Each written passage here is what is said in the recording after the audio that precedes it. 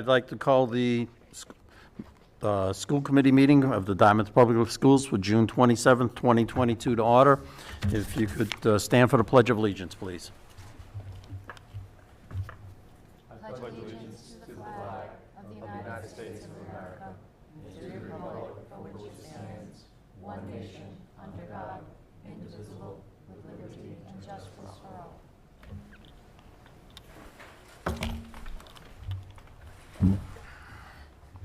All right.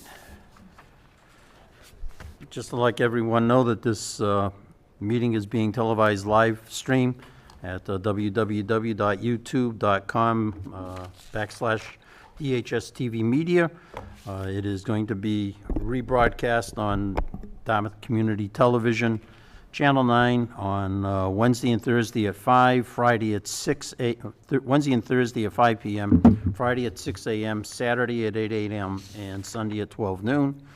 And then on Channel 18 on Monday and Saturday at 12 noon and Thursday at 3 p.m.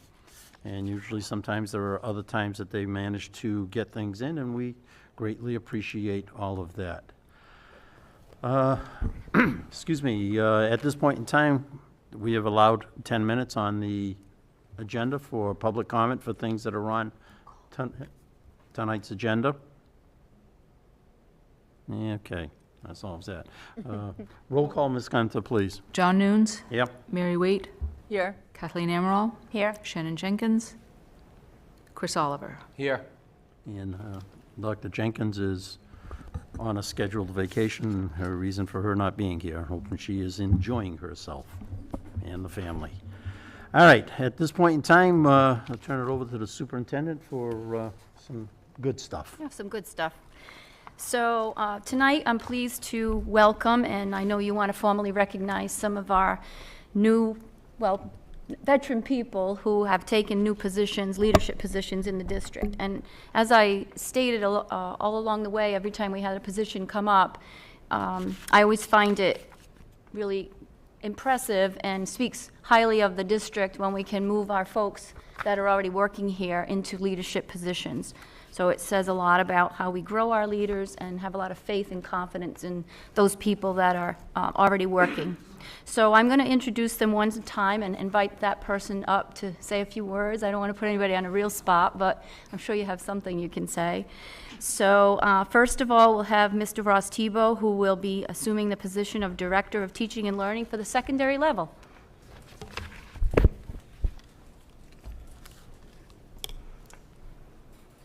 Thank you, Dr. Gifford, and thank you, members of the school committee. I really did not prepare any remarks. I know. But I would like to say that I'm very excited to take on this new challenge within the district. I really appreciate the opportunity to serve the Dartmouth community. I have absolutely enjoyed my time as the Dartmouth High School principal over the last 5 years, and am looking forward to being part of. There's a number of challenging issues certainly facing the community that I think that the two directors will be part of, and so I'm looking forward to that aspect of it. But really, I'm looking forward to being able to focus on teaching and learning. I think that's why people get into education, and so I'm excited for that. So thank you for the opportunity. Thank you. Congratulations and good luck. Congratulations. Thanks. Thank you. You can save all your questions for the end. Yeah. Don't leave. Next up, if we have a secondary level Director of Teaching and Learning, we have to have one for our elementary level. And again, we thought going in this direction was the right thing to do for the district, so those folks can really focus on those various levels. So we'll welcome Katie Paveo into that position. Hello, thank you. I'll echo so much, I guess, of what Ross has said. It's kind of humbling to me. It's my 20th year. I just finished my 20th year working in Dartmouth Public Schools, and it's gone by really in such a blink of an eye. But it's such a privilege to be able to be part of this community, and I wear many hats here. I'm also a parent. My kids go to school in Dartmouth Public Schools, and so to be able to give back to this community is really something that I don't take lightly, and it's really, I just consider it such a privilege. So I will echo so much of what Ross said. There's a lot of great work to be done, a lot of great work at teaching and learning. we're at such an interesting time, I think, kind of hopefully putting some of the last couple of years behind us and really being able to focus in on teaching and learning and what our kids are doing, and really taking a good hard look at where we want them to go. That's good. Thank you. Thank you. And Ross and Katie have already started transitioning with Miss Oliveira, and having meetings to kind of figure out who's going to do what and how we're going to do our next step. So we congratulate them. So we have to have a replacement, and at the high school, we welcome Ryan Shea as the new principal of DHS. Good evening, everyone. Thank you.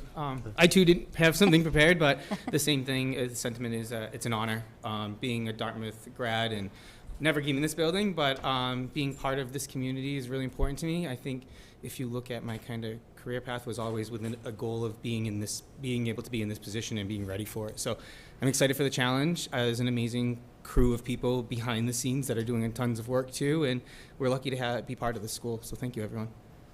Congratulations. I'd like What year did you graduate, Ryan? 01. 01. Okay, so just Yeah.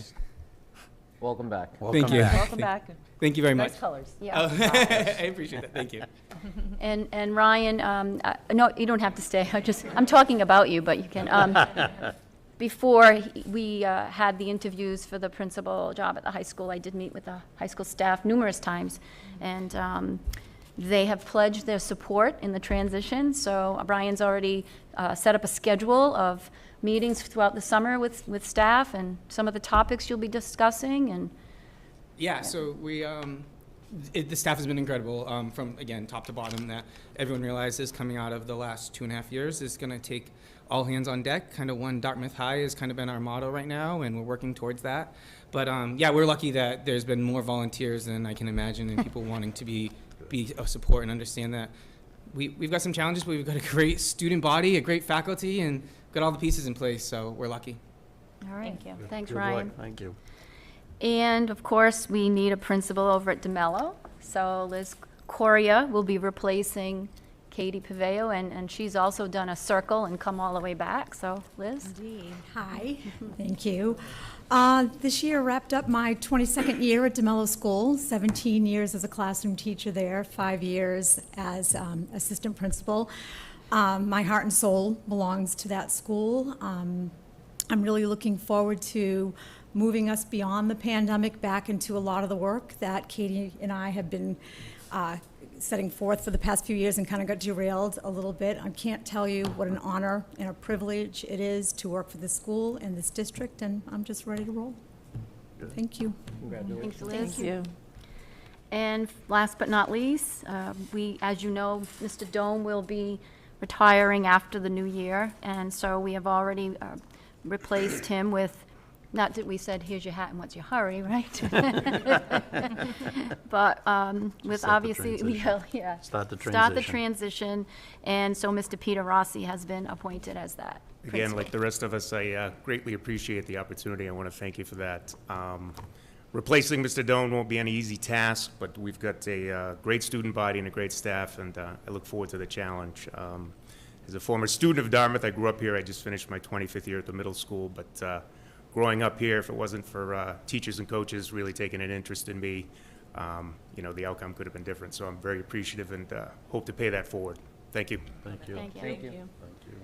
And both Liz and Ryan have been working on the replacement for the AP positions, and we'll be able to announce those soon, I'm sure, when those processes are finished. So once again, we want to congratulate them all, and we're really happy that they've all taken on these leadership positions. All right. Congratulations and Yes, congratulations. welcome. Congratulations. All the best. Thanks for coming. You don't have to stay. Although we always like you to. Always love to have company. Okay. Any comments from my colleagues before we move on? Okay, Yeah. good, good. Chris? Yeah, I'll say a few words, actually. I'm thrilled to see all these faces here tonight. I think we have a great pool of talent here, and some very seasoned educators, as well as some Dartmouth alumni.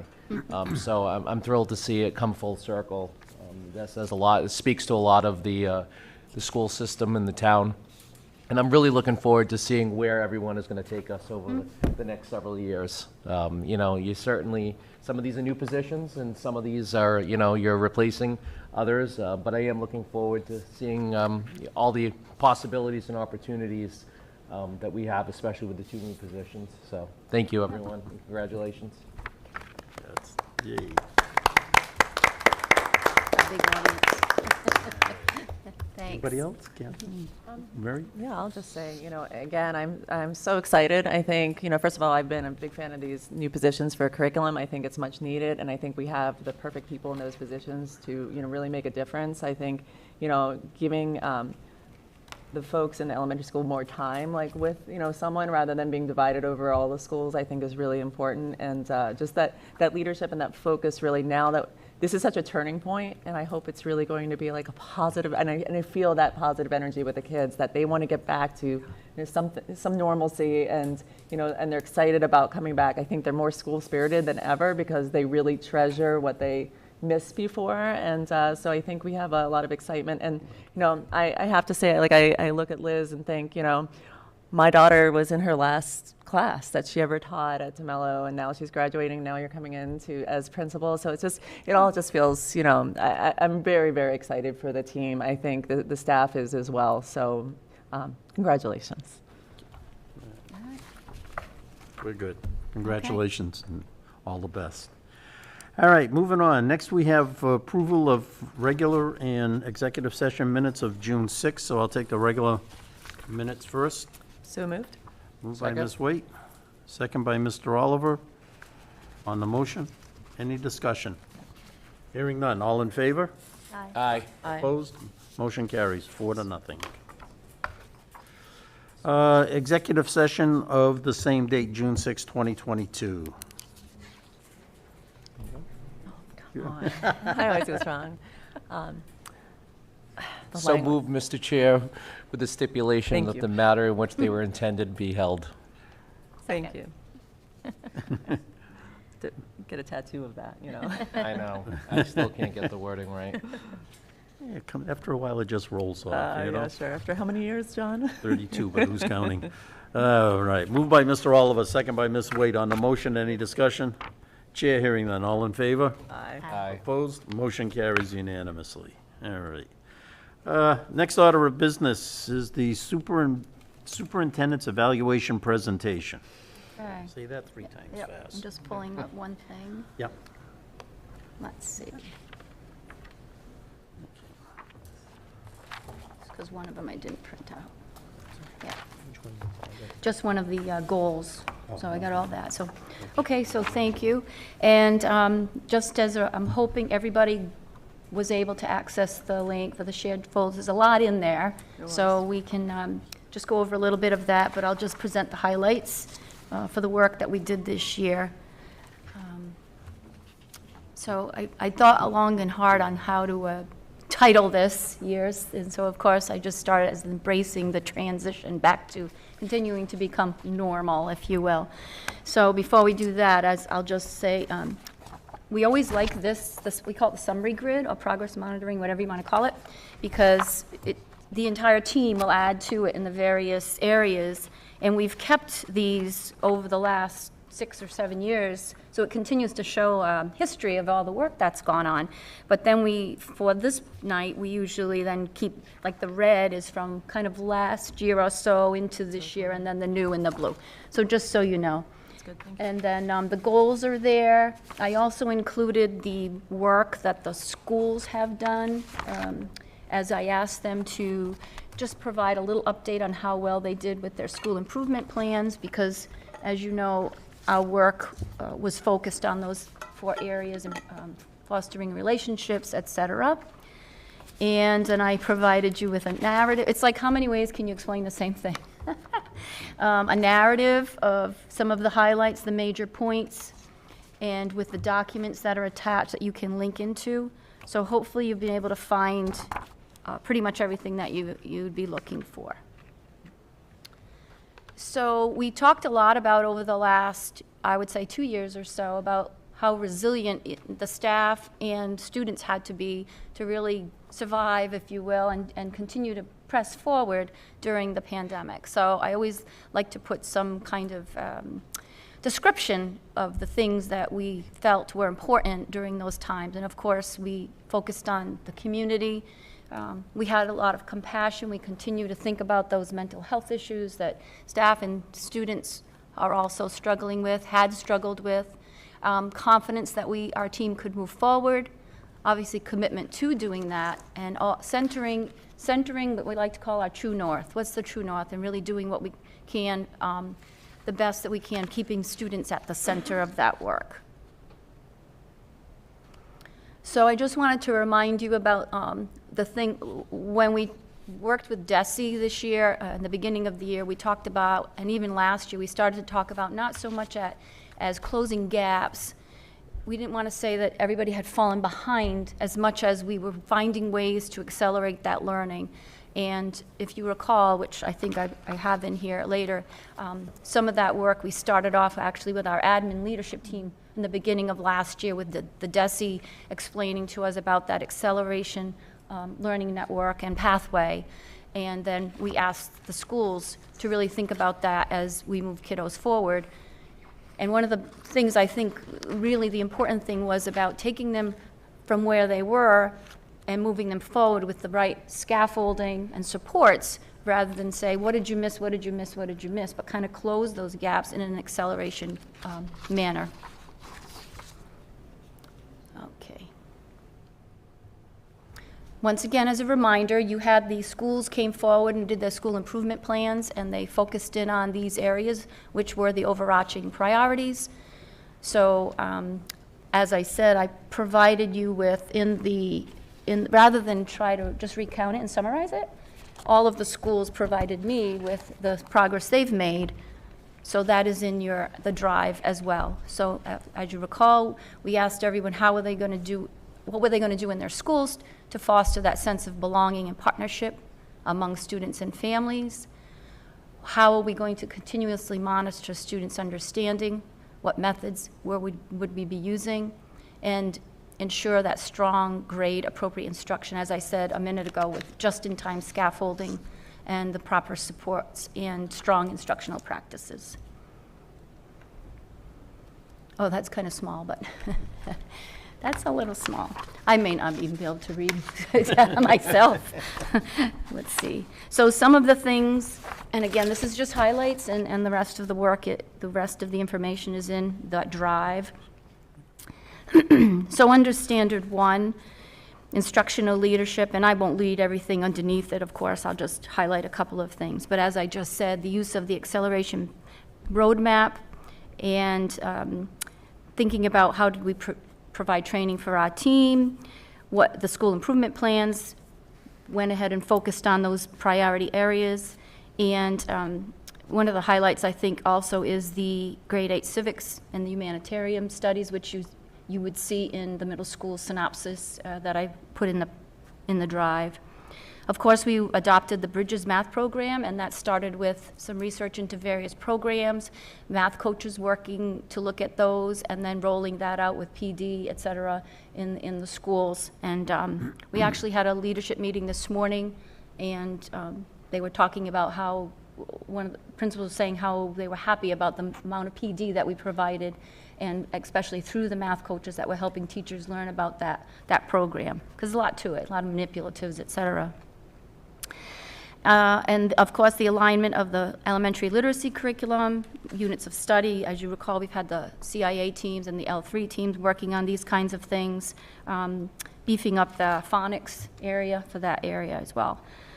Some of the secondary updates, continuing to vertically align the content areas, thinking about long-term, especially that vertical view, if you will, and the social studies curriculum, as I said, the middle school, especially with that humanitarianism, and just some more updates to how are we implementing things in the classroom, the focus on pre-tests, the feedback, the targeted interventions, and some of the work about continuing the work that we had done before with Highlander and the project-based work throughout the schools. That was important for the folks to think about as well. And then some of the updates to the evaluation system. What we kind of mean there is we had taken a little bit of a less structured approach to evaluation in the COVID years, and that was with agreement with the union as well as the leadership. And then, so we really got back into, because people weren't here sometimes, as we know, got back into what evaluation should really look like. Just a few highlights in Standard 2 with management and operations. Once again, even though COVID was coming to an end, we still had to work to make sure, and Jonathan, Ms. Galshaw and his team continuing to take care of all the technology devices we have in the district, and the repair, replacement, et cetera. And as you remember, we still had DESE with the CDC guidance still coming at us in the early part of the year. We were implementing the Test and Stay program, and that was a big transition. We then had the test to give out, take-home tests, so there was a lot of organization through all of those things.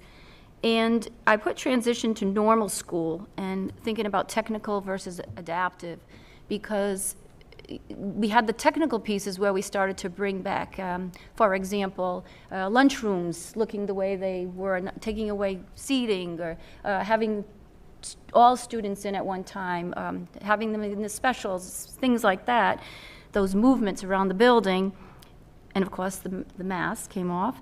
But the adaptive changes, I think, are as difficult for folks because, as we know, the pandemic really took a toll on people's emotions, just all of that, and the anxiety. So think about that adaptive piece where, okay, you're now maskless. Is there still a pandemic? Is there not? How do I care for these kids? How do I care for myself? So trying to be supportive for folks in those areas was part of our work as well. And just recently, we've finished updating the comprehensive emergency management plan. So we involved the schools in that, our nurses, et cetera, et cetera.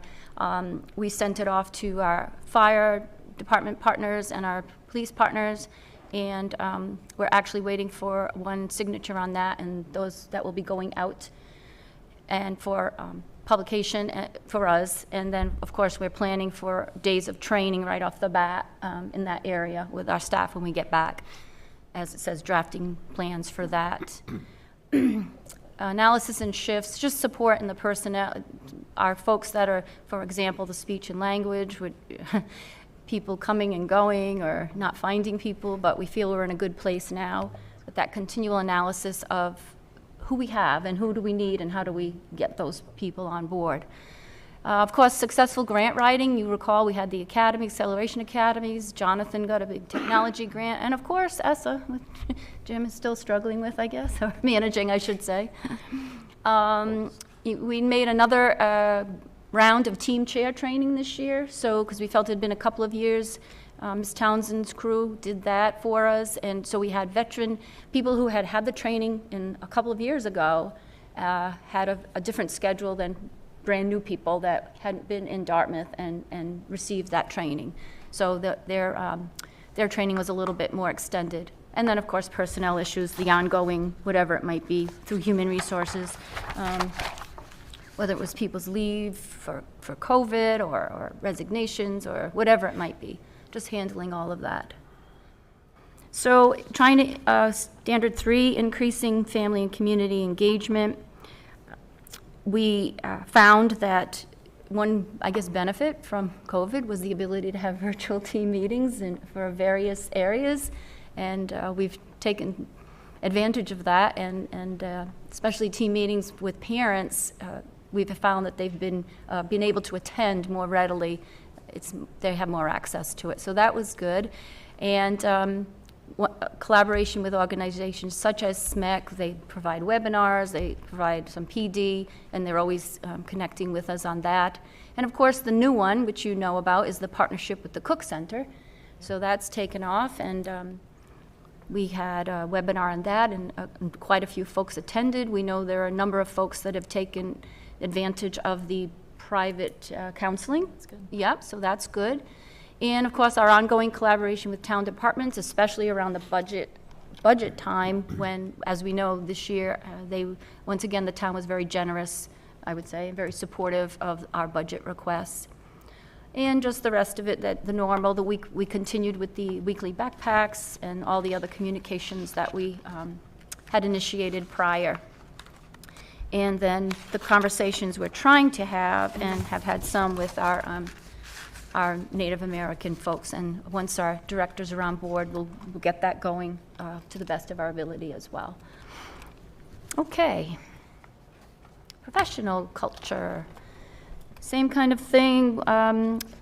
Professional development, as I said, with DESE, we've taken advantage of some of their things. As example was the acceleration roadmap and other webinars that they've provided, the CDC,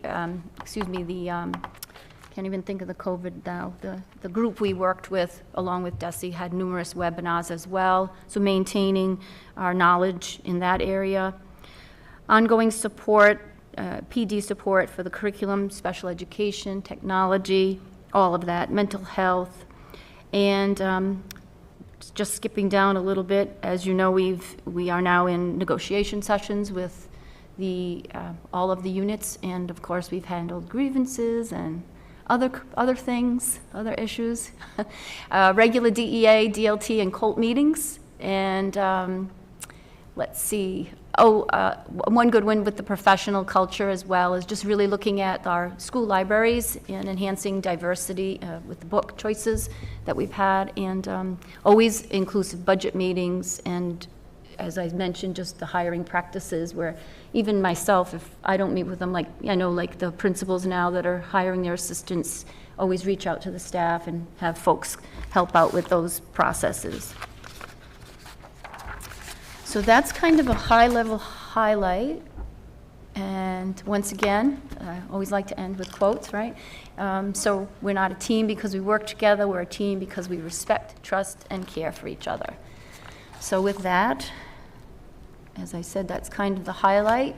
One thing I didn't give you, which I'll get tomorrow and send also, is the forms. Do you remember we did use those forms for the summative? So I did not put that in the drive, so I'll do that. And there was one more thing I was going to say. So that, I got everything else in there. The one improvement goal, the one goal we did not, you'll see it, we really didn't do what we said we were going to do. And it was, because one of the district was the acceleration. It was the one when we thought we were going to be able to update the professional development tab that we had started, offering different things. We actually started it during COVID, so people would have access to that. We really didn't do a lot on that, to be honest. And the other one was the comprehensive audit that we had. So that's in there with some of the documents for that. So that's it. So I thought, given we'll have a meeting in July, that usually, I guess, would be you and Mary would get together once folks submitted, so you can set a date for what you... No, actually, it was Mrs. Amaral. I can't remember. Yeah. Yeah, okay. Yeah, Kathy and I did the last one, so... Okay, that's it. Somehow down the line, we volunteered to do it again. Voluntold. So whatever you want to set as a date that you would expect your colleagues to submit their write-ups to you, and then I think we could have it ready for the July meeting. What's the date of that? July 27th? Oh, that's plenty of time. Plenty of time. End of the month. July 25th. I was close. 25th, okay. I was close. The, Oops, I don't think. you know, And I want to thank Karen Scorpio in the office for helping do all the little links and attachments, because that's where I break down sometimes. at least you can move it through it. I wouldn't even know where Yeah. to start. Okay. Questions, comments? Mr. Oliver? Thank you, Mr. Chair. So while I do have several comments and questions, I think I'm going to hold off. Personally, if we could just talk about the time frame, I guess talk about the time frame, fine. of course, Yeah. first. There's obviously a lot here to Oh, you have to digest it. digest. And I'd like to see, and this is just my sole thoughts on this, is for the July 27th, did we say? July 25th. July 25th meeting, that maybe we could come back, now that Dr. Gifford has formally presented everything publicly, if we could come back just and ask questions at that time. I'd like to see maybe a meeting in August where we put together our, by then, have the responses sent, and then you have the shared evaluation report ready for the August meeting. Yeah. That's just my thoughts on it, just because, I'll be honest with you, I haven't had a lot of time. And probably vacation, right, July? Yeah, with vacations Okay. and everything And else going on. I mean, I was gonna think about that, because, I mean, Dr. Jenkins is away, everybody is, it's summertime, no It's disrespect. probably a good idea. If we kind of did some in July, and, even if this, with all due respect, Yep. bounces to the first meeting in September type of deal. Right. It would be good that way, I mean, so nobody's stressing themselves out over the summer. It's relax, recharge the batteries, go at it that way, that's my opinion. Okay, yeah, Again, those I are- understand what you're saying, I appreciate that. yeah, no, just my 2 cents on it, Yeah. my thoughts, No, I'm that good. if we can as long just, as you're good so I with Because you're not in a can give hurry, this, I'm not in a hurry. Okay. if I can just give this the time Yeah. that Oh. it deserves, and. Yeah, no, absolutely. I do want to thank Dr. Gifford for the presentation and for all the information. Yeah. And I think the last slide sums it up regarding the team, that, it's kudos to you and your team. Yeah, it's absolutely a team. Because it does take a team, especially during these past several years. So, Yeah. thank you. Ms. Amaral? Yeah, I mean, I've said it before, and you have done, with the help of Karen and her, hyperlink Yeah. help, and everyone that has helped in this process. Oh God, my voice is echoing. I It's know, so it echoes. disconcerting. Anyway, thank you for, this is a lot. I mean, you bring us what we've witnessed and what we know and what, we trust and we're, proud of. I wondered, when we talk about that accelerated learning and the messaging through DESE, which I understand, but knowing like parental fear around, well, what did my kiddo miss out on the last couple of years? It might relate to management operations, it might relate to like family community engagement. Do we have a formal mechanism? I mean, I don't know that we do, but perhaps we could, and I know we don't have like maybe the person to sort of do this, but to field those kinds of, so, parental fear stems from miscommunication. Yes, we communicate in multiple ways, but that doesn't always reach families. We've experienced that feedback from the community during the last 2 years. I wonder if, like the CPAC, we do welcome Right. comments and commentary, and I meet with Beth Townsend, we try to meet monthly. We met this morning. And maybe I should have asked her some of these questions that I have, but we've had a very productive meeting. But, I would love to find a way, and I don't know what that is, to be a little bit more, a mechanism to allow for parents to be part of that loop in a more meaningful way. Like I feel like we do a lot of telling them Yep. what we do. Yep. And there are not maybe enough opportunities. Yes, we hear them, I hear from them in the community, I get letters as a school committee member. And as of today, my town email works, so you can email me from the town of Dartmouth, and I will receive it Oh, I after all didn't know these it was years. broken. Yeah, I gave up on it, but I decided to reach out to Sarah, and like 2 days from her vacation, she fixed it. But, so, I don't know if there could be something. I'm happy to help out with that. Yeah. I certainly field those myself, but there's nothing to lose, and there's much to gain from allowing the parents to be more of that team, or making them feel that their voice is heard, Yeah, more than sure. just saying we read your email, that sort of thing. I don't know if Yeah, that makes sense. no, let me chat with the principals, because I know we've done various things over the past, but it might be a nice idea, like you said, since we're kind of really returning to normal and kind of how folks feel that transition has been, and because I know, like we have done surveys in the past, and we get some pretty good Yeah. responses. We get a number of them. So Even, I yeah, mean, maybe it's because I'm not on. impossible. Yeah, It's maybe I'm doable. on the loop, maybe Yeah. the parent Yeah. councils at each school could be a mechanism for Sure. getting a little bit close to, I don't know. Yeah, no, I just we- think it's important, and I think We it can do would that. help in building, coming together again and seeing one another again, and Right. getting ahead of it rather than being, sometimes it comes off as a defensive, or, well, we are doing that. And we are doing that, but we always can do better. But thank you for that. Sure. And then just a question about the emergency management. I know we've had a forum, and I know this is, do we plan, would that be something we could have a presentation, or perhaps, Mr. Perot, I don't know if there's plans to sort of get that out to the community in a way, again, maybe not a Well, public forum in Yeah, person, but, we try to be careful, like, that's confidential. exactly, I Yeah. know. Some of that's confidential. Yeah, I Yeah. know that, You have to be yeah. careful what I you, think what the community will like to hear is when we have a schedule of more regular drills, et cetera, things like that. I think Yeah. that's, because they've heard from us over the past couple of years, even from when we had that big forum that time. Some of the things, like the camera updates, the monitoring of that, the ability of the police department to look at all of our cameras and see if there was an emergency, they could see where this person might be or what's going on.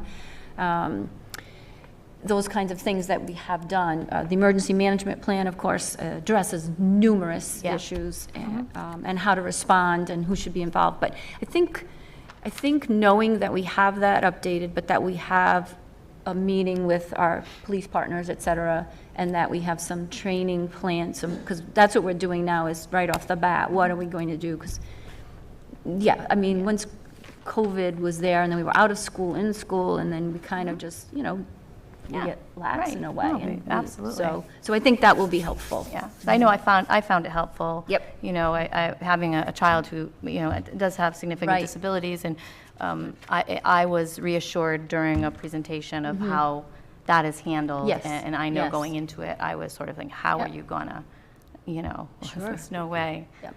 Yeah. My kiddo's going to say, I'm here, and I was reassured in terms of what Right. that means and what the data and the statistics around that. So Yep. just thought of Yeah. that. Thank you. No, I don't thank really you, have Kathleen. anything else All right, at this point. Just thank you for all of this okay. information. Mrs. White. Yeah, so I have taken some time to look at this, but I certainly agree with, Chris, Mr. Oliver over here, that I wouldn't mind a little bit, certainly I Sure. appreciate to kind of delve a little bit deeper. Yep. I do think it's so clear as we look at this, how much we did around COVID and the pandemic, and how, we shifted. And I really think that as a district, we did a great job. Yeah. You guys did a great job. Our staff were flexible.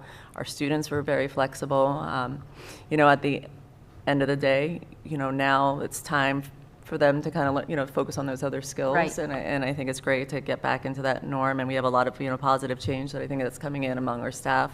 So that's, I give a lot of credit to Jim, Mr. Kiley, because again, everything that was involved in the buildings and coming back and, It's crazy. pushing seats apart, pulling them back together. So I think, to me, like that part speaks for itself. And we've been hearing that over the last few years, everything that we've done. And, I think our staff, all the changes that they made, and, the learning curve of technology and the fact that now we're one-to-one, it's just really, it's astounding, the progress. So I think that is, astounding. And again, job well done there. To echo Mr. Nunes on so many things. But I do agree with Ms. Amaral, though, that I think as we start the year, since we are focusing, as I look through so much around the verbiage of accelerated learning, I think, if we can explain that to Sure. our parents, just to, really get that out there and say, like, this is what that means. And that doesn't mean that we're not providing, these other fundamentals, but I do think that that would be helpful for folks just to understand what we're talking about, that this is a positive step, and, we're targeting, we're making sure that students are learning at their age-appropriate curriculum, and they have full access to that curriculum, and we're making that happen. So Yeah. again, those are, I think, again, I think that's really positive language, and I'd like to see that continue, but it just might be helpful to interpret that for families. But again, like to Sure. re-access this through the summer, I right. think is great. Thank you. Okay. I'll just echo what my colleagues have stated, and as I was watching the presentation and everything else, I think there's a few more things I have to go print out, because I did print out some of them, but I think there's some Yeah, behind. take a peek in that drive. The behind-the-scenes type of deal, but I did, I'll take a look at it. And There was a yell. lot. I'll yell if I need help. I know Mrs. Oliver is always Yeah, helpful, yeah. so.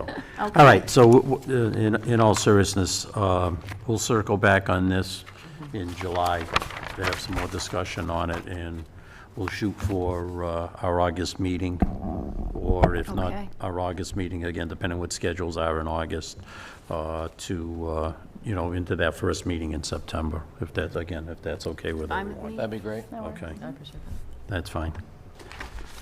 All righty, new business. Mr. Kiley, maintenance custodial summer projects, fun times. Thank you, Mr. Nunes. It is fun times indeed. It's busy. It's already been 5 days since the end of school. We have 43 days left before we start, before we have a school full of people again. So we've got 43 days to accomplish an awful lot Yeah. on this list, and it's going to be difficult for sure.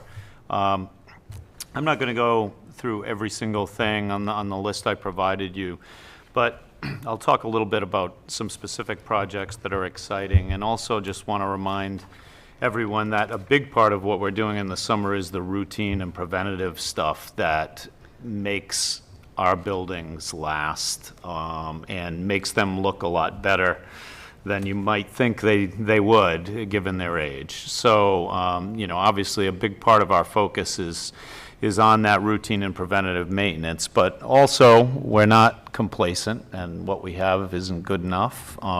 We always want to improve, and so we have some specific projects that I'll highlight. Library renovations here at the high school. So if you look around, you'll see a few things starting to change in here, particularly in the area over, we're starting in the area over there. We essentially are going to upgrade this entire library. As we move a little further into the project, we'll come back and talk to you about what that looks like in terms of funding. At the moment, we're okay. We haven't ordered furniture or anything like that, but we are in that process, and we hope that school choice funds. We've actually mentioned that when we've presented on school choice previously to you folks, included in an estimate in there. But school choice is a great use of funds to upgrade this library, and we'll be talking about, right now we're taking things off walls and painting, but we're going to be replacing the floor, replacing the furniture, really making it a user-friendly space for kids. And so, yeah, we're excited about that project. So that's a big one for us. We're also working on the auditorium lighting and sound systems, which have been on our list for a long time. We are sort of in the planning process still, though, on that. But our hope is that we actually have real movement this summer to at least begin that process. We do have capital improvement funding to support part of that, hopefully all of that, but we're waiting for prices and things of that nature and specifics before we move forward. HVAC maintenance and repairs. We have a project that we've been working on in conjunction with the Green Communities funding that the town has in place, and some of their federal funding related to COVID. So we've been upgrading our energy management systems. We're going to be working all summer on that. We've been actually working all spring on it. And going to continue with that, and really just, everyone's seen how important HVAC, has been, and obviously our old buildings need attention, and we're continuing to address that there. Security improvements, we're going to be doing a variety of things and assessing exactly what we need, focusing our efforts on doors and securing facilities, making sure that everything is working properly, doors, windows, So we're going to be doing that this summer. Also, I just wanted to mention, although in terms of cost, this isn't a big item, but we're always focused on installing energy-saving appliances, lights. We're going to be doing a fair amount of that throughout the schools this summer. It's just one that I always love to do because it means that we'll save a few bucks for something else down the road. You know, we're again focused on that. Another big project, probably our biggest project, is that we're working on refrigeration systems at multiple schools. So we've targeted some aging equipment at the middle school, the Quinn School, hopefully the Potter and DeMello schools that really needs replacement, both for efficiency and just operational continuity down the road. So we're in the process of making that happen. It's a pretty complicated project, actually, and lead times have proven to be a challenge already on that project. Another one that is not a glamorous project, but I think is worth mentioning, is we had a number of problems over the last few years relating to our sewer connection at the Cushman School. We're going to be addressing that with a more long-term, hopefully semi-permanent solution this summer, so that we don't have anybody having to climb in and out of the sewer on a daily basis. Good call. And hoping that we can make it through the school day. So it's an exciting one for us, believe it or not. And we're also working on some things like grease trap replacement, which I've talked to you about, so I think it's worthwhile mentioning. And the town, of course, was generous enough to give us funding for that. And we're moving forward with those projects as well. So we have a lot on our plate. It's a lot to juggle, and I think that it is generally a more challenging time to be doing school improvement and renovation projects than we've ever had before, given the availability and the price of products. So it's going to be a busy time, but we've got 43 days left. So All right. we'll get it done. Any questions? Chris? Thank you, Mr. Chair. Mr. Kiley, how are you with staffing? Because I know the last time we spoke about maintenance staffing, there was a shortage. There were some unfilled positions. Do you have any positive news on that? We do. I mean, I guess what I would say is, and which I think we said previously, it was very challenging to find highly qualified staff. We have a full staff right now. We're excited that we've been able to hire for all of our positions currently, and everybody's working hard and has been. We filled on, I believe it was May 23rd, we had 2 people start on May 23rd, and that filled up our maintenance staff. And I'm sure people noticed at the different events at the schools, the year-end events, we really, John Bernat, our facilities manager, really focused on trying to get the buildings in good shape and ready for all these big events. We've gotten a lot of positive feedback about the condition of the buildings and grounds for those events. So yeah, the community was very supportive, which goes a long way for the morale in the group. So we love that. But yeah, so we're in good shape, and we needed them because we're straight out now. No, that's great. So we're back to our original FTE count from before We are. everyone had We are. Mm-hmm. moved around. Yep. Okay. No, that's great. Thank you very much for your update. You're welcome. Admiral, Mrs. White, all set? No, just thank Good. you. Thank We're you. gonna be working Of course, hard. that's good. We've got Alan's replacement. I know he We do. leaves next We do. 2 weeks. so- Alan, yeah, we actually brought in Shane Swansea, who is Alan Braley's replacement, who Alan, after 30 Plus years, Right.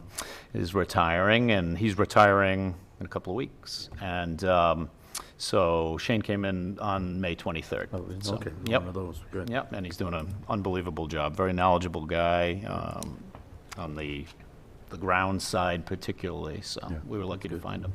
And thank you. And, you look at what the maintenance is doing per se, but you also, you've got the custodians that are, moving furniture out and stripping floors and waxing and, Right.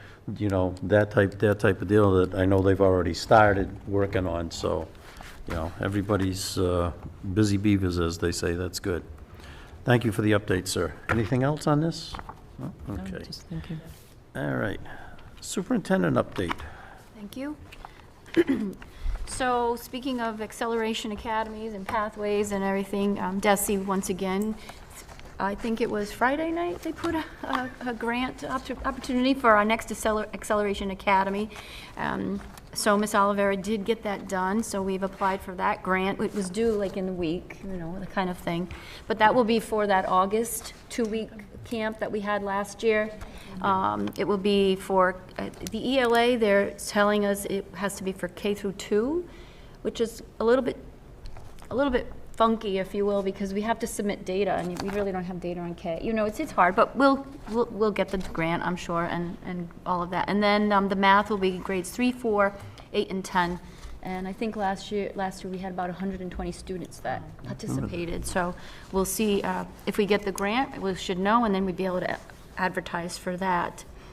The Curriculum Summit was last week, and we ran it for grades 6 through 12 this year, and we had 58 people participate, working on the curriculum areas. Health, in particular, did some really, really good work. So, and those units will be put in a Rubicon, et cetera. But we're happy that people really want to participate in that curriculum summit. They want to be together. They want to get some things done, and so that's good. The credit recovery is going, as you know, our regular summer school, and then ESY starts next weekend. We'll have 100. Ms. Townsend estimated 140 to 160. She's waiting for people that said maybe, but have, kind of thing, students that will be participating in that. Continuing our hiring, the schools have been filling positions. Either they were vacated from people leaving or just retired, whatever it might be, and then internal movements in the schools, which the principals do. So that's going well. And last week we had secretary training from all the schools. We Nellie, Alfonso, and Karen, and actually our special ed department participates as well. Just updating people on how to input data into our systems, make sure everybody's on the same page, make sure everybody understands like the Aspen and all of that. So we had that last week, and that's kind of it right now, just normal. Anything else? Any questions, comment?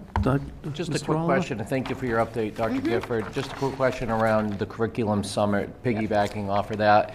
With the 2 new positions that we've created, I'm not sure if it's in your thoughts or whatnot. Is there any plans to reestablish a curriculum advisory committee or some kind of subcommittee that involves different stakeholders? Yeah, we actually have continued that. We haven't used it a lot because there hasn't been a lot to, like if we purchase books or anything like that. Ms. Olivera has worked with those groups, but I'm sure Mr. Tebow and Ms. Paveo will really want to dig in and have a nice committee for that, sure. That'd be Yeah. great. Yeah, because I'm hearing rumblings regarding the correct me if I'm wrong, the purchase of a new Lucy Calkins program, a reading program. I just want to make sure that we are including all voices at the table, Yep. at the curriculum Yeah, table. yeah. When we're making large investments in yeah. curriculum, we're Yeah. talking hundreds of thousands of dollars. So I just want to make sure that all voices have a stake at the Sure, table. yep. And Mr. Tebow's sitting here, so he heard it. First, I've already given them another task. Their first order of business is we have to revise our strategic plan. So that's going to be one of our, but yeah, we'll make sure that happens, yeah. Thank you. Anyone else? Ms. White? I guess I was just wondering, just with that, again, just to go back into that a little bit, as we've talked about our education around the Native American, our local history, where are we, and again, since you had the curriculum summit, what is the next step, I guess, now? Because I know we talked about once we have these folks coming in, I'm really, curious. I know when I ran into Mr. Tattlebaum, he wanted to, come in and talk to us. So I'm just to, speak to the community, because I think that was the one thing we all agreed what we wanted to see. Right. No, we'll definitely be doing that as well. I mean, they have a lot of work to do already, but I mean, obviously, we'll be helping. Mr. Tattlebaum did come in and meet me. Oh, we did, okay. Not last week, probably the week before, and just, we chatted about our next steps. He does want to come in at some point and just chat with the committee, a public comment time or whatever, and just his thoughts about moving forward from their perspective. Right. So I think once we get started, we can put that topic on the agenda All right, so that he can be able to do that. great. Yeah. Okay. Yeah. He is gung-ho, for sure. Okay. Anybody else? Kathleen, all set? Ms. Amaral? Good, okay, all right. Actually, Good. I don't really have No, go ahead. any like specifics, but I met with Ms. Townsend today, and we have secured dates for next year's Special Ed Parent Advisory Council meetings in person. Our thought is to take a tour around each school each month so that a particular topic relative to a certain age group might hopefully be hosted at a different, school each month. So more to come on that. Just wanted to share that. Oh, good. Nice, rich plans for next year already. Good, okay, Sounds good. all right. Report of the chair, that's me, I guess. Okay.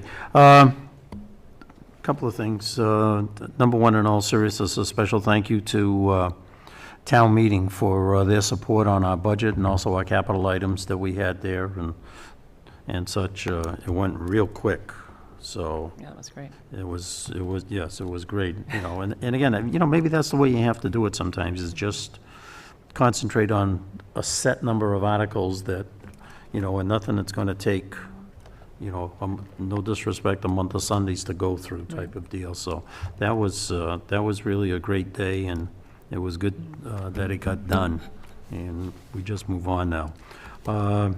Congratulations to all our spring sports that were in the tournament, especially the girls lacrosse, getting all the way to the Elite Eight, I believe.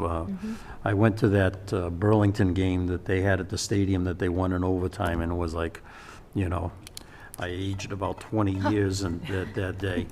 I was talking with somebody, and it was funny because you have the discussion when you're watching sports and the games of nip and tuck, and you sit there and you go, the last one to have the ball is going to win type of deal. And it went to overtime. They controlled the face-off, and that was that. So that was great.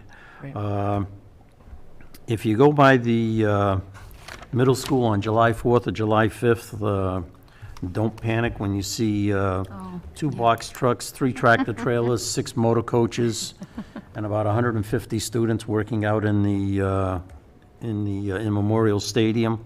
The cadets from Allentown, Pennsylvania are going to be here for that day. They're coming in about, at the moment, they're due in anywhere between midnight and 1 o'clock on July 4th. They've got the parade in Bristol in the morning, and then they've got one in Wakefield at night that they may be going to, and then they'll be around all day on the 5th practicing up in the stadium and such, then pulling out on the 5th headed for Delaware. So they're going to be here, so, you'll hear some music. I don't know what official schedules they're going to have, but that's what I've heard in my discussions with the travel coordinator. So we've got that. And the last thing I have, since we're not meeting till the 25th of July, and wonderful little MGL says June 15th, I'm assuming you'll have some warrants for us to sign down the line, Mr. Kiley, between now and then? I will have a date. I think it's going to be the 13th. Yeah.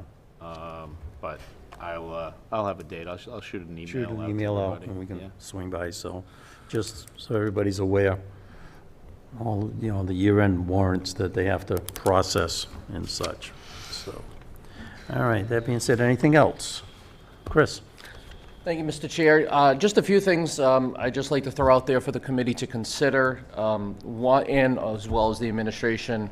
One, we keep hearing reports from our wonderful chair regarding through the years about our marching band. What I'd like to see someday is a presentation, some kind of presentation on our nationally recognized marching band to see exactly what goes on. I'm personally very curious. I've been to shows. I hear them at the football from my house practicing as well as at the football games. But I'd love to just to see if Ian could Flint, maybe yeah. put together something, I'd love to see something sometime next year about what goes into the marching band. Yep. Yeah, there was actually, one of the students wrote in the high school paper. She did a really nice article, just as kind of a foreshadowing, all about, Spectrum. everything Yeah. the spectrum, thank you. All about, what the amount of work that these kids put in, because it the is scenes. really, until you get into it, and then when, it's. And just what it's like going to the amazing, yeah. competition in Dayton.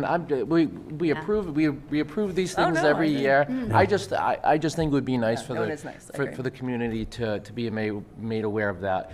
In addition, one of the other things I'd like to see us set up in a gender setting meeting, maybe in August or September, so we can set up some agendas, because obviously between the Dartmouth Indian, the Native American piece, as well as just everything that's going on. I think it's important, we keep talking about the facilities master plan.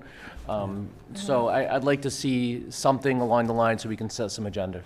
You want to do that more so as a workshop? As a workshop. As a workshop As a versus, workshop. we can meet at Bush Street and, Yeah. and do it in the Exactly, like conference. we've done in Betty prior to King's room. COVID. Yeah, Right, yeah. that's fine. I think that would be great. Yeah. In addition, just so the committee's aware, I asked, along with Dr. Jenkins, that the budget subcommittee meets more regularly.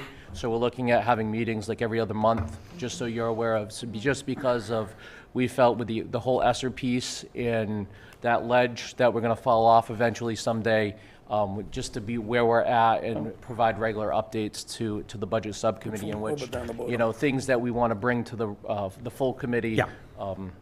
So just making you aware of that.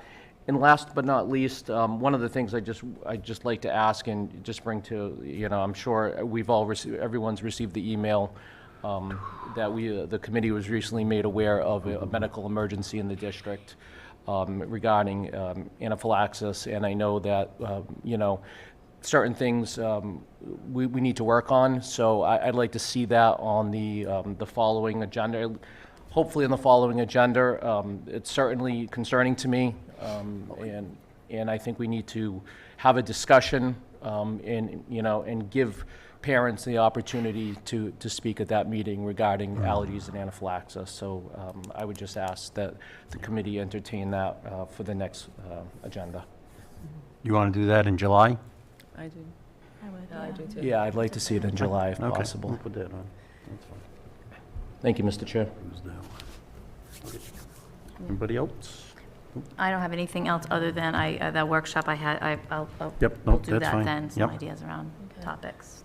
Yeah, I guess, I just would like to piggyback on what Mr. Oliver said. I think there's a couple, things that, we did get another email around accessibility, and I think it involved more miscommunications between like a parent, and possibly staff when it comes to accessible seating. But I think it does bring into a question of, if we have procedures in place, are they communicated to the public? So I think, I'd like to have a conversation that added into the conversation of, talking about our medically fragile children, as well as, thinking about, is there a place where we can have, for someone who's coming into an event, on our website, frequently asked questions for accessible seating? I think that would be a pretty, if I'm going to the Potter School and I'm in a wheelchair, what would I do? Like what, so those kinds of things. I think just a conversation about how do we make our facilities more accessible. We know that that's a long-range plan for our stadium, but that's not something we can do right now. So is there signage? Just,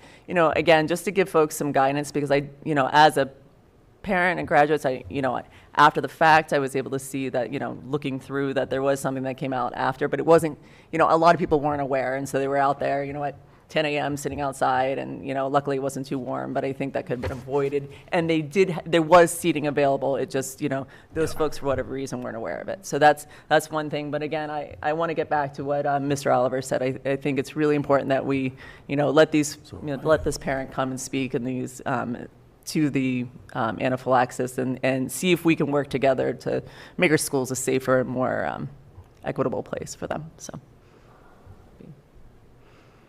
and that's all I have. Let it go. Okay. All right.